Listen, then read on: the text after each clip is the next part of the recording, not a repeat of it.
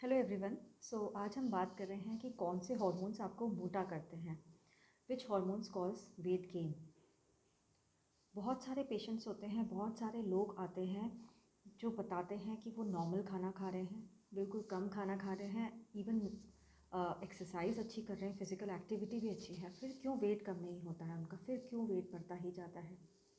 तो ये simple mathematics नहीं है कि कैलोरीज इन और कैलोरीज आउट, मतलब कि जितनी कैलोरीज कोई खा रहा है और कितनी स्पेंड कर रहा है उतना ही उसका वेट रहेगा। ह्यूमन बॉडी एक मशीन नहीं है। हर किसी की बॉडी अलग होती है, हर इंडिविजुअल की बॉडी अलग होती है depending on the gender, age, other diseases, other hormones in the body. यहीं पे हार्मोन्स का एक रोल बहुत इम्पॉर्टेंट हमें समझना ज़रूरी है कि जो मेटाबॉलिज्म होता है बॉडी का वो हर किसी का डिफरेंट होता है।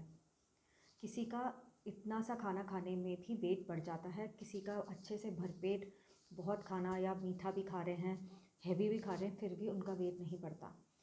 और एक्टिविटी भी नहीं कर रहे हैं, कुछ नहीं कर रहे दिन भर, फिर भी वो पतले रहते हैं। और कोई जो है जो काफ़ी एक्सरसाइज कर रहे हैं, जिम जा रहे हैं, खूब वर्कआउट कर रहे हैं, पूरी एक से बढ़कर एक डाइट्स फॉलो कर रहे हैं, बहुत हेवी पैकेजेस लेके हमारे यहाँ पेशेंट्स आते हैं कि हमने इतने सेलिब्रेट मतलब काफ़ी सेलिब्रिटी डाइटिशियंस के हमने पैकेजेस लिए हैं और फिर भी हमारा वेट कम नहीं हो रहा है, या होता भी है तो टेम्पररी बेसिस पे रहता है और वो ज़्यादा दिन तक कम नहीं हो पाता।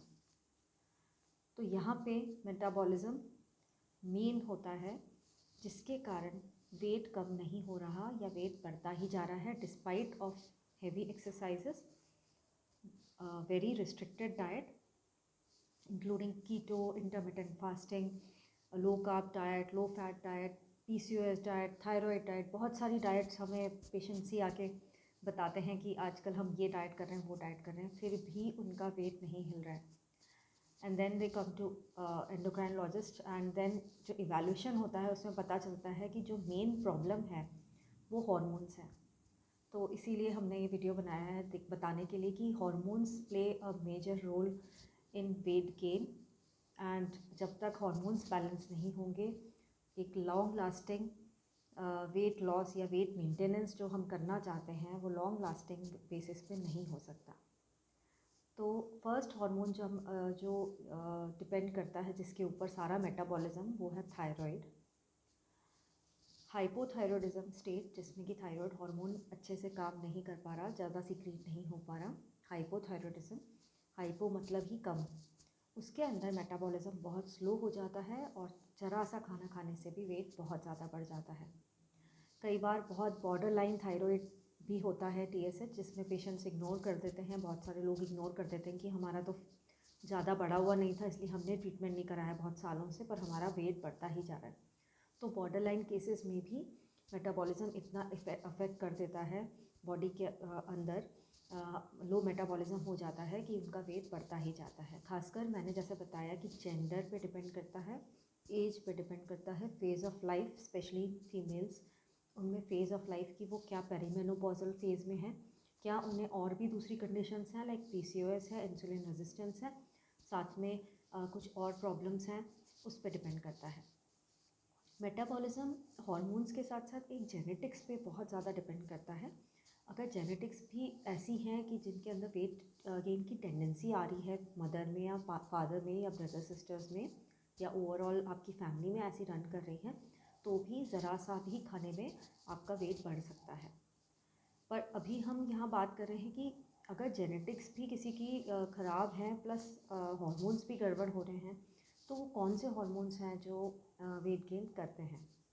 सेकेंड हम बात करते हैं इंसुलिन की। इंसुलिन रेजिस्टेंस जब डेवलप होती है, जब बॉडी में, specially in cases like PCOS या मेटाबॉलिक सिंड्रोम, दोनों केसेस में इंसुलिन जो काम करना है वो काम नहीं कर पाता, इसलिए उसका लेवल्स बहुत बढ़ता जाता है। लेवल बढ़ता जाता है तो वो फैट डिपॉजिशन में बहुत ज़्यादा रोल प्ले करता है, बॉडी का वेट अपने आप बढ़ने लग जाता है।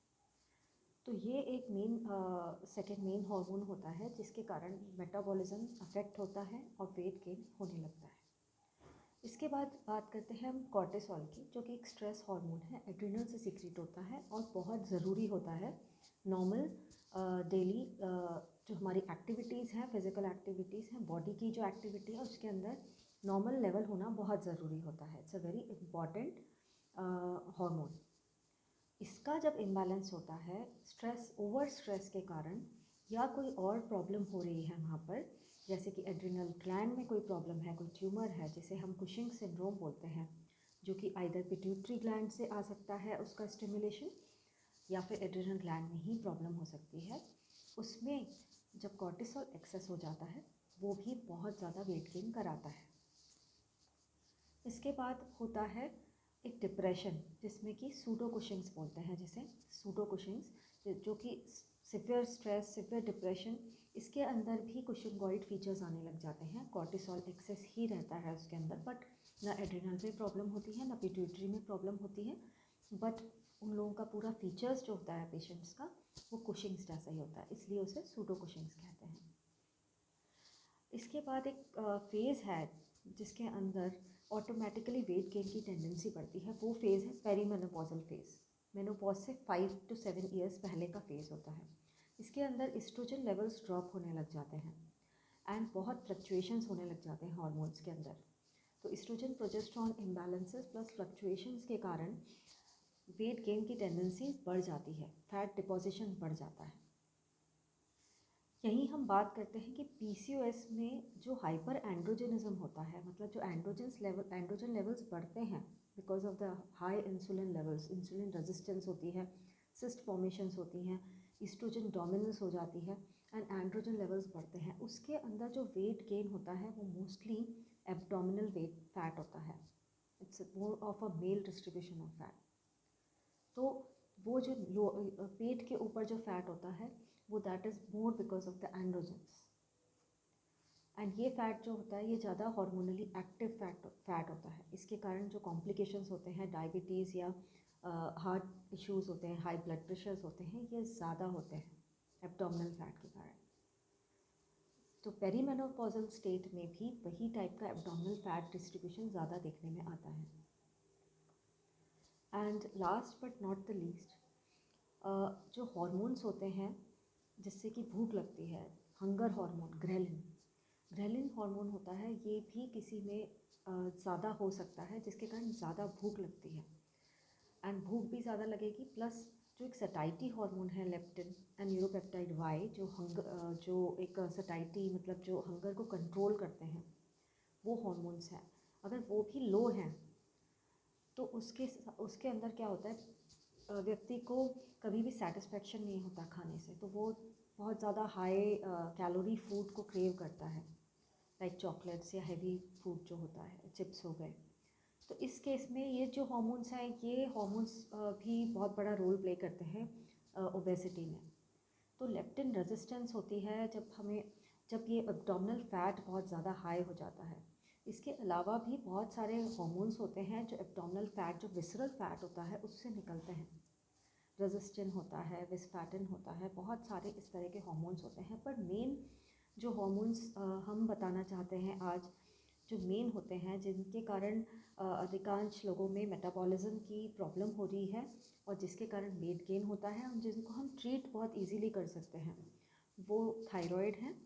थायराइड ग्लैंड से सीक्रेट होता है, पैनक्रियास से सीक्रेट होता है इंसुलिन, एड्रिनल ग्लैंड से सीक्रेट होता है कॉर्टिसोल, पिट्यूटरी से सारे हार्मोन संचालित होते हैं। तो वहाँ पे अगर कुछ डिस्फंक्शन है, इम्बैलेंस हो रहे हैं हार्मोन्स का, specially ovarian hormones, and PCOS हो रहा है because of insulin resistance, ovaries से जो एस्ट्रोजन और प्रोजेस्टेरॉन है इम्बैलेंस में हो रहे हैं या पेरीमेनोपॉज हो रहा है, तो इस तरह almost all the endocrine glands and almost all the hormones are they play an important role in metabolism, and weight gain or weight maintenance depends on the balance of these hormones.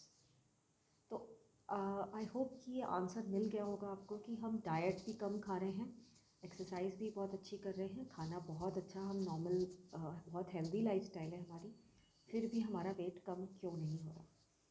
तो सिर्फ diet and सिर्फ exercise से नहीं, आपके hormones, आपके metabolism, इन सब का एक proper evaluation, diagnosis and treatment होना बहुत ज़रूरी है। Thank you very much.